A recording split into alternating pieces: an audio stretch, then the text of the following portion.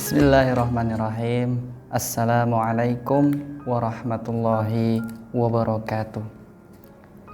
Alhamdulillahirabbil alamin.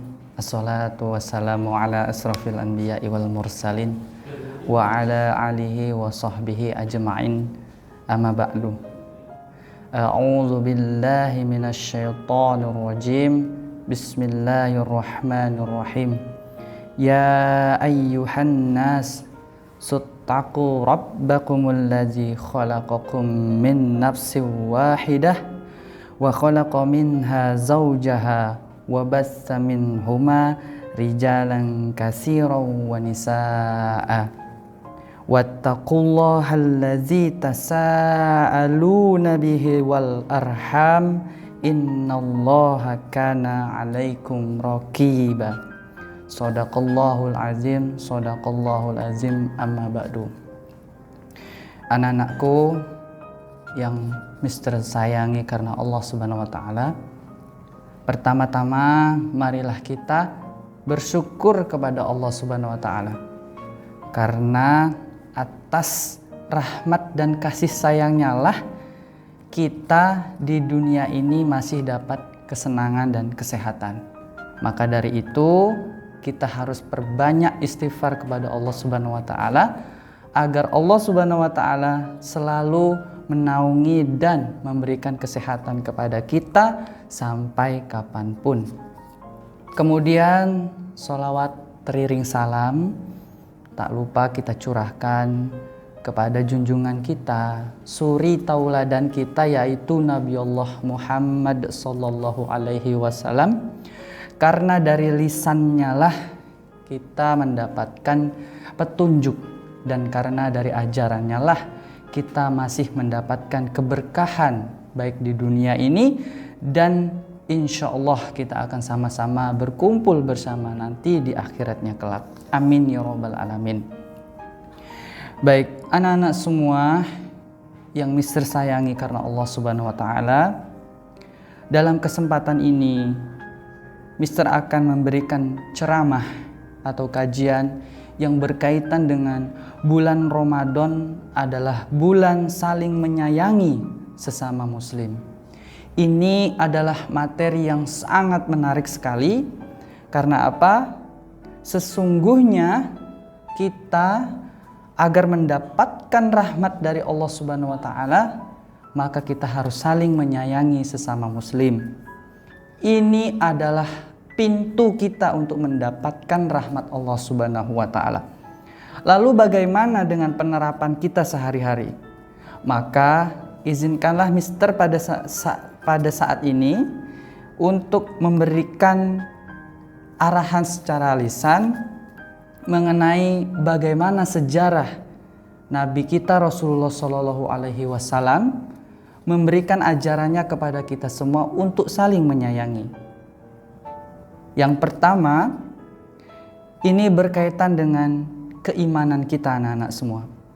Apabila kita flashback, kita mundur beberapa abad, ternyata anak-anak semua, keimanan kita adalah sama dengan Rasulullah. Yaitu karena kita mencintai Allah Subhanahu wa taala. Karena kita menyembah Allah Subhanahu wa taala. Hal ini adalah kesamaan akidah antara kita dengan Rasulullah. Oleh sebab itu sebenarnya kita berkumpul di dalam kajian ini, kita berkumpul untuk sekolah, kita berkumpul untuk bermain dengan kawan-kawan kita, lalu kita berkumpul untuk membaca Al-Quran. Semuanya secara flashback, secara alur yang mundur, kita memiliki kesamaan dengan Rasulullah Shallallahu Alaihi Wasallam. Dan alangkah bahagianya kita anak-anak semua mendengar kabar ini, karena ketika kita ingin masuk surganya Allah Subhanahu Wa Taala sendiri mengatakan bahwa ikutilah Nabi Muhammad maka kamu akan bersamanya bersama di dalam jannahnya. Nah, itu yang pertama, flashback kita mengenai keimanan kita. Kemudian yang kedua, ini berkaitan dengan bagaimana Rasulullah itu menyayangi umatnya sesama muslim. Hal ini Rasulullah sendiri contohkan dalam beberapa kisah yang tentunya ini menjadi hadis yang ternama, terpopuler, bahkan hampir semua orang ini mengetahui bagaimana teladannya Nabi Muhammad SAW dalam mencintai umatnya, yaitu mengenai kisah Nabi Muhammad yang menolong Yahudi buta. Anak-anak sekalian, dikisahkan bahwa Nabi Muhammad ini sedang berjalan menuju ke rumah ibadah, namun di tengah-tengahnya terdapat seseorang Yahudi buta, tua, dan dia sangat miskin anak-anak semua. Dia tinggal di bawah rumahnya yang memang sudah lapuk. Dia duduk di depannya sambil meratapi meminta bantuan setiap orang yang ditemuinya yang melewati rumahnya tersebut. Anak-anakku sekalian, betapa mirisnya ketika itu Rasulullah menolong Yahudi buta itu. Namun apa yang terjadi? Yahudi buta itu dengan lantangnya mengatakan bahwa jangan dekati Nabi Muhammad, jangan dekati Muhammad. Dia adalah orang yang dusta, dia adalah pembohong, dan dia adalah orang yang tidak benar. Mendengar hal itu, Nabi Muhammad biasa-biasa saja. Nabi Muhammad tidak marah. Nabi Muhammad tetap menyayangi Yahudi buta itu. Lalu Nabi Muhammad memberikan makanan yang dia punya. Dan sebelum dia menyuapi kepada Yahudi buta itu, Nabi Muhammad sebelumnya mengunyahnya terlebih dahulu atau menghaluskan makanan itu agar mudah Yahudi buta itu untuk menelannya. Hal itu dilakukan berulang-ulang. Disuapi kembali oleh Nabi Muhammad, disuapi kembali, dan Yahudi tersebut pula pun selalu mengatakan bahwa jangan dekati Nabi Muhammad, jauhi dia, dia pembohong, dia itu dusta.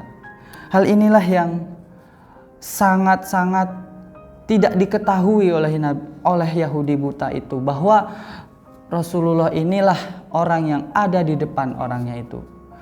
Kemudian setelah berminggu-minggu berlalu, Nabi Muhammad pun dikisahkan wafat anak-anak semua. Dan selama itu pun Yahudi buta itu merasa kesendirian, kesepian, karena tidak ada lagi orang yang mau menghampirinya dan memberikannya makan.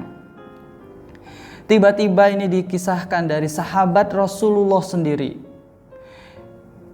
yang mengikuti teladan dari Nabi Muhammad. Ia juga menghampiri Yahudi buta tersebut. Lalu ia membawa makanan. Sang sahabat pun bertanya, "Apakah kamu ini Yahudi buta?" "Benar, aku butuh makanan," kata Yahudi buta. Lalu disiapkanlah makanan oleh sahabat Nabi ini. Akan tetapi anak-anak semua, seperti yang sudah dilakukan oleh Yahudi buta ini terhadap Nabi Muhammad terdahulu, dia juga mengatakan bahwa jauhi Nabi Muhammad. Nabi Muhammad itu pendusta. Nabi Muhammad itu bohong, pembohong yang besar. Lalu tiba-tiba sahabat Nabi ini pun terdiam, dan dia sangat marah sekali. Dan ia menyiapkan makanan yang tadinya disiapkan untuk dimakankan, disuapkan kepada Yahudi buta itu. Dia ambil makanan itu, sahabat Nabi ini pun memasukkannya dengan memaksa. Lalu tiba-tiba Yahudi buta itu marah, tersentak. "Siapa kamu? Ada apa?" "Hai Yahudi buta, aku adalah Muhammad. Aku adalah aku adalah sahabatmu yang kemarin, yang memberikanmu makan." "Bukan," kata Yahudi buta itu seraya dia membentak dan memuntahkan makanannya. "Kamu bukan orang yang terdahulu yang biasa memberi aku makan. Biasanya orang tersebut mengunyahnya terlebih dahulu, menghaluskan makanan lalu memberikannya kepadaku. Namun Yahudi buta ini tetap bersikukuh bahwa orang yang di depannya ini bukan orang yang biasanya dia temui. Lalu dengan bercucuran air mata, sahabat pun itu jujur dengan keadaan pada saat itu, mengatakan bahwa aku memang bukan orang yang biasanya engkau temui, wahai Yahudi buta. Lalu siapa engkau? Aku adalah sahabatnya, sahabat yang paling dekat dengannya. Kemana orang itu? Lalu sahabat ini mengatakan bahwa orang itu telah wafat. Lalu Yahudi berkata, siapa orang itu sebenarnya? Dan sahabat Nabi ini pun menjelaskan bahwa orang yang ada di hadapannya adalah Nabi Muhammad SAW sendiri. Orang yang dibenci sekali oleh Yahudi tersebut. Orang yang diolok-olok pendusta. Orang yang diolok-olok pembohong. Ternyata adalah orang yang paling mulia kasih sayangnya terhadap Yahudi tersebut. Sehingga Yahudi tersebut menitiskan air mata, terurai-berai. Dia sangat menyesal sekali. Dan dikatakan kepada sahabat Nabi tersebut, mohon ampunanku, aku merasa sangat bersalah. Lalu sahabat Nabi yang diketahui adalah Abu Bakar, beliau menuntun Yahudi tersebut untuk berislam, untuk menyebut apa yang menjadi ajaran Nabi Muhammad. Karena sejatinya Nabi Muhammad adalah benar, tidak pendusta, tidak pembohong. Lalu Yahudi buta itu pun tersadar dan ia masuk Islam. Dan ini anak-anak semua, kisah tadi menceritakan kepada kita berabad-abad tahun yang lalu. Bagaimana seseorang Yahudi, bagaimana seorang yang tidak kenal pun dengan kasih sayang, maka ia akan masuk ke dalam Islam. Nah, bagaimana dengan keislaman kita saat ini? Baik anak-anak semua yang Mister sayangi karena Allah Subhanahu wa taala, kita setelah berada di dalam bulan suci Ramadan, bulan yang diliputi keberkahan, bulan yang diturunkannya Al-Quran. Maka dari itu, mudah-mudahan kita semua menjadi orang yang mampu berpuasa sebulan penuh, ya, sehingga tidak ada hal uzur apapun yang dapat membatalkan kita dari berpuasa di bulan Ramadan. Dan itu adalah doa kita semua bersama-sama, mudah-mudahan Allah Subhanahu wa taala mengabulkannya dengan sebaik-baik mungkin. Baik anak-anak semua, tadi kita sudah flashback beberapa momen mengharukan, beberapa momen kasih sayang yang sudah ditunjukkan oleh Rasulullah kepada kita semua. Lalu bagaimana dengan keadaan kita saat ini? Apa bekal yang Rasulullah titipkan kepada kita untuk mengarungi kehidupan kita sepeninggal beliau? Lalu beberapa hadis telah menjelaskan bahwa yang pertama, wa man la yarham la yurham. Hal ini berarti bahwa siapa yang tidak menyayangi maka tidak disayangi. Siapa yang tidak menyayangi sesama muslim, maka Allah itu nggak mau. Allah tidak mau menyayangi orang yang tidak menyayangi sesama muslim. Karena syarat dari diturunkannya rahmat Allah itu adalah dengan kita menyayangi sesama muslim. Nah, ini anak-anak semua yang harus kita tanamkan dalam diri kita, bahwa kebahagiaan, ketentraman, kesuksesan adalah tujuan kita bersama.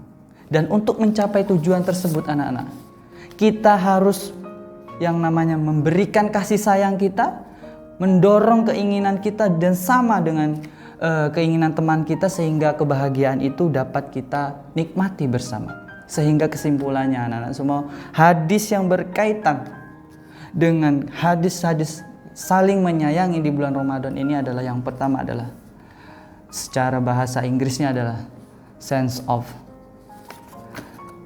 critics, ya, sense of crisis, sense of critics, anak-anak semua, yang artinya adalah kepekaan sosial.